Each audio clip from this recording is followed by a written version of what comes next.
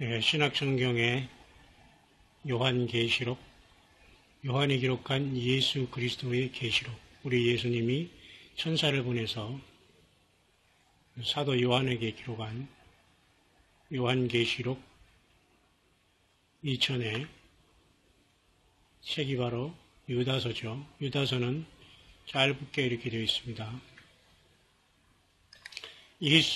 그래서 이 유다서를 보면은 특별히 짧은 쪽이지만 자기가 이 야곱의 형제로 이렇게 소개하며 예수님의 종으로 이렇게 소개를 하면서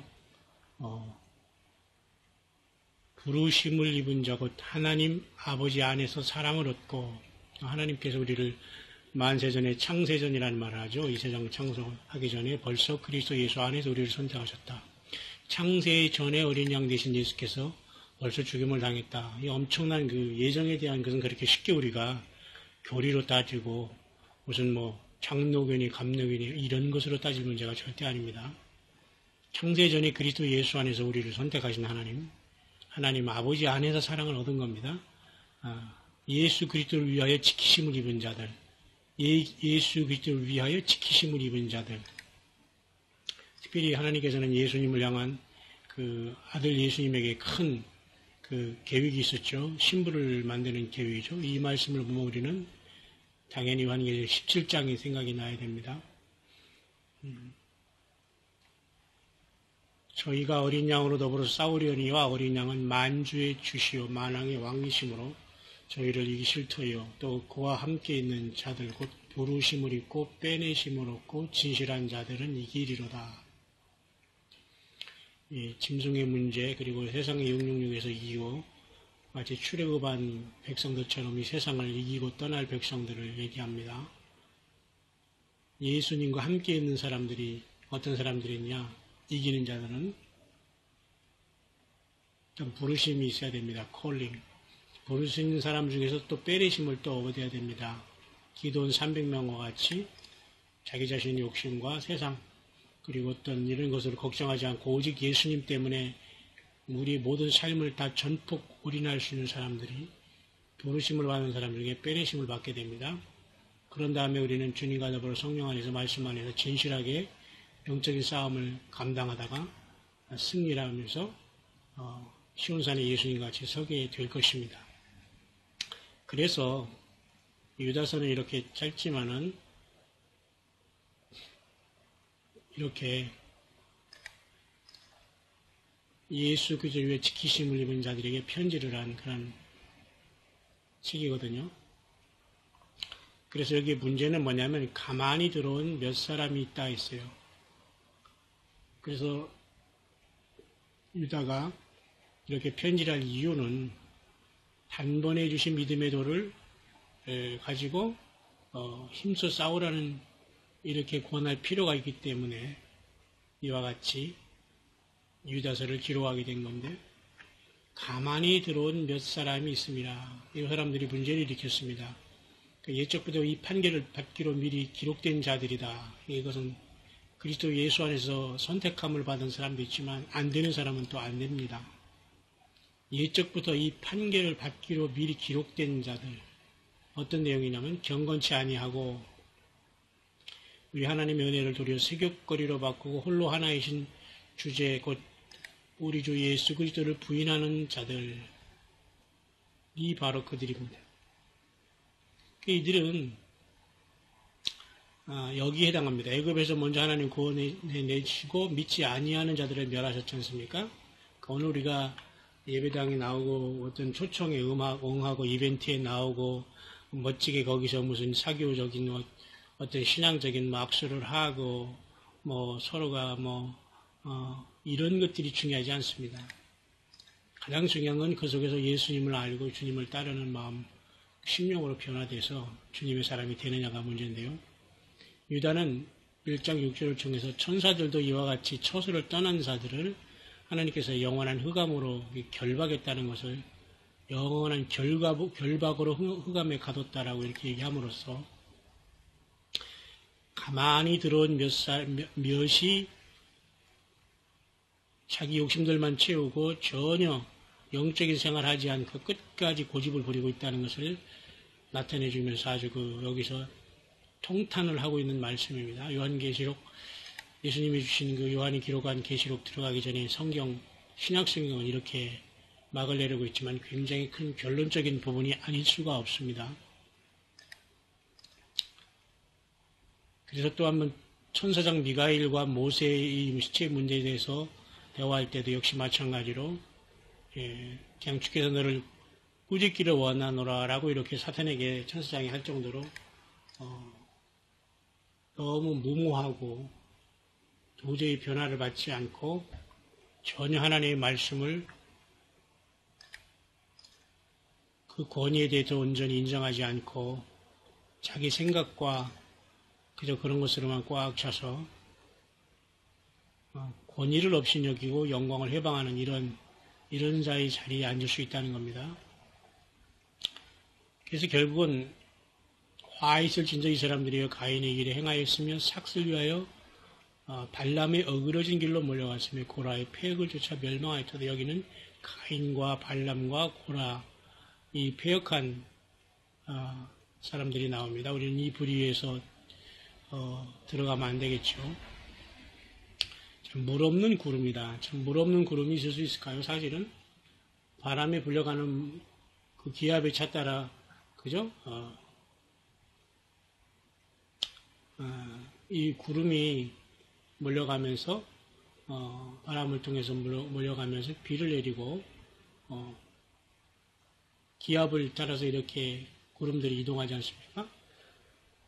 그래서 구름은 물을 품고 있는데 구름이 물이 없다면 그게 무슨 구름이겠어요? 그런 표현을 하면서 이와 같이 철저하게 유다는 그들의 삶이 잘못된 열매를 맺고 있으면서 참 이게 자기의 수치의 거품을 품는 바다에 거친 물결이요. 영혼이 예비되니 캄캄한 흑암에 들어갈 유리한 별들이라. 이건 엄청난 표현이거든요. 참 이 표현 안에는 정말 구구절절 엄청난 말이 들어있는데 예비되니 흑암에 들어갈 유리한 별들이라. 영혼이 예비되니 캄캄한 흑암에 들어갈 유리한 별들이라. 우리는 예수님 안에서 구원받았고 구속받았기 때문에 우리의 갈 곳이 어딘지를 알고 주님이 우리를 불러주실 그날을 학수고대하고 있죠. 자, 그래서 이 유다서는 짧지만은 우리 구주 홀로 하나이신 하나님께 우리 주 예수 그리스도로 말미암아 영광과 위엄과 권력과 권세가 만고 전부터 이제와 세세 있을지어다 했습니다. 그러니까 오직 하나님 아버지께 영광을 돌릴 수 있는 것은 우리 주 예수 그리스도로 말미암아가 중요합니다. 예수님의 십자가의 사역과 탄생과 이 모든 주님과 상관이 없으면 하나님 아버지가 영광을 받지 못하시는 겁니다. 모든 것은 예수님을 통해서 영광을 받는 것이지 내가 뭘 잘하고 내가 특별히 선택감을 받고 내가 선지자고 내가 특별히 주의 종이고 내가 이 시대의 무슨 그저 큰 일꾼이고 이런 것으로 자칭으로서는 절대 하나님께 영광이 될 수가 없고 그냥 자기 여기 말하는 그냥 몰래 들어와서 가만히 들어와서 그죠? 자기 일이나 열심히 하는 그런 부류에 속할 수밖에 없는 것이죠. 저는 오늘 이 아침에 잠시 묵상하면서 핵심은 여기 있습니다. 유다서 1장 14절. 굳이 한 장이라고 해서 우리 굳이 1장이라는 말을 안 쓰는 분들이 있는데요. 그냥 유다서 14절 그러는데 글쎄요, 꼭 그렇게 할 필요가 있을까요? 한 장이라도 1장 14절 그러면 얼마나 똑 떨어지고 정확합니까? 그죠? 굳이 그렇게 할 필요는 없어요. 1장 14절, 2장 없더라도 그죠? 얼마나 좋습니까? 굳이 이런 것을 의도적으로 유다서 몇 절, 꼭 그렇게 할 필요가 있는지 그건 모르겠어요. 각자의 취향인지 그건 모르겠습니다만은 정확하게 유다서 1장 14절입니다. 비록 2장이 없어도 아담의 7세손 에녹이 사람들에게 대하여도 예언하여 이르되 보라 주께서 그 수만의 거룩한 자와 함께 임하셨나니. 간단하지만 이것은 성경 월경에 나와 있는 그러한 말씀이 여기 들어와 있습니다. 유다서는. 자, 이것은 그러면 에녹은 벌써 예수님의 재림을 본 것입니다. 예수님의 재림의 양태 중에 공중에서 우리를 주님께서 불러 올리신 사건으로 이것은 공중 재림으로 저는 봅니다. 그 주께서 그 수만의 거룩한 자와 함께 임하였나니, 수만의 거룩한 자 속에는 당연히 예수님, 성부 하나님, 성자 하나님, 모든 그 성삼위 하나님의 역사와 거룩한 천사장들, 천사들이 다 포함되면서 그리스도 예수 안에서 첫 열매들이 다 부활해서 공중에 와서 살아있는 자들을 변화시켜서 공중에서 주를 영접하게 한 사건이 될 것입니다. 놀랍죠? 아담의 7세손 에녹이 사람들에게 대하여도 이하나이 이르되 보라 주께서 그 수만의 거룩한 자와 함께 임하셨나니, 그러니까 호련히 평안하다 안전할 때 멸망이 수시간에 세상은 임하고 주의 택한 백성들은 호련히 탄생해서 주님의 보좌로 올라가게 되는 겁니다. 공중에서 주님을 영접한 뒤에 공중에서 떠돌아다니는 게 아니라, 그렇죠? 굉장히 여기에서는 하나님의 깊은 의미가 있습니다. 이 아침에 여러분, 아담의 7세손 에녹이 예언한, 에녹은 죽음을 보지 않고 계속 365년 동안 세상을 주님과 동행하다가 주께서 그를 산채로 들어올린 자가 이 에녹이라는 사람입니다. 항상 하나님과 동행하며 하나님을 기쁘게 한 자라는 증거를 받았습니다. 우리도 그렇게 주님과 동행하며 주님을 기쁘게 하는 삶을 살아야 되겠죠? 이렇게 유다가 오늘 분노하고 있는 것이 뭐냐면, 가만히 들어온 몇 살의 말이죠. 이렇게 세격거리로 모든 걸 바꾸고, 특히 이렇게 천사들이 지위를 떠난 자들을 가졌다고 하잖아요. 소돔과 고모라에 이러한 같은 모양을 가늠, 동성애로 인한 이런 모든 것들, 바로 이런 것들이 지금 노아 홍수 전에 사단 마귀가 타락한 천사들과 이런 어떤 교잡을 함으로 인간들이 그래서 네피림이 나오고 그래서 엉망진창했는데요. 똑같습니다. 지금도 이 세상이 영적으로 육적으로 똑같은 그 시대가 되고 말았어요. 겉으로는 그렇지만 정말 해체할 무덤 같은 정말 그러한 추잡한 세상이 되었습니다. 이곳에서 예수님의 신부로 믿음 지키는 것, 성령님이 함께 하시고 하나님의 말씀이 열려질 때 가능합니다.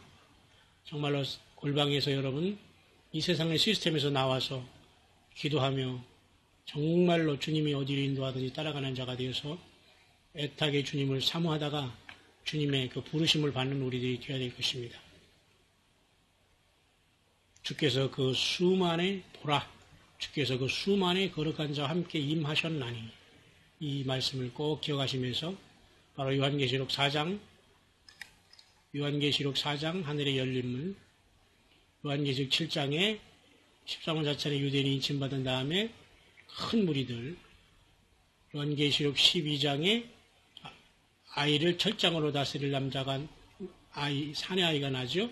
남자아이가 하나님 보좌로 끌려 올라가는 사건, 계시록 14장에 어린 양이 14만 4천이 어린 양과 같이 14만 4천이 하늘의 시온산에 서는 것, 새 노래를 부르는 것, 19장에 주 예수님을 따라서 하늘의 군대들이 키고 깨끗한 샘마포를 입고 백마를 타고 따를 때까지 우리는 승리하는 우리들이 되기를 간절히 바랍니다.